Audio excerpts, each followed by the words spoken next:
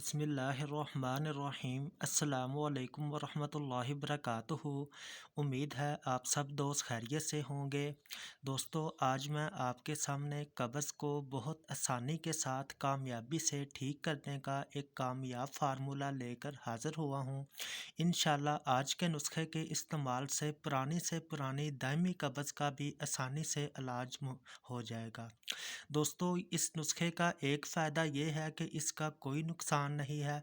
इसको 10 साल की उम्र से लेकर 60-70 साल के बुज़ुर्ग अफराद भी इस्तेमाल कर सकते हैं।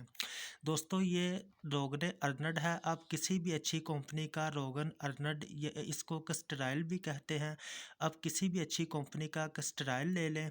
और इसके साथ हैं ये करशी कंपनी की हब्बे तनकार।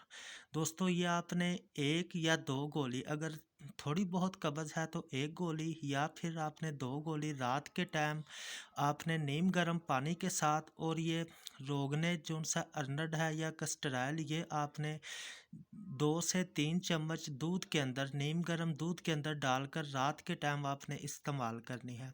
दोस्तों, इंशाल्लाह ताला सुबह तक आपका कब्ज़ का मसला भी ठीक हो जाएगा।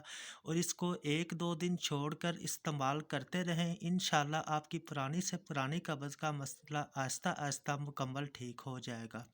दोस्तों, अपनी दुआओं में याद रखें। इजाज़त दें। अल्लाह हाफ़िज़।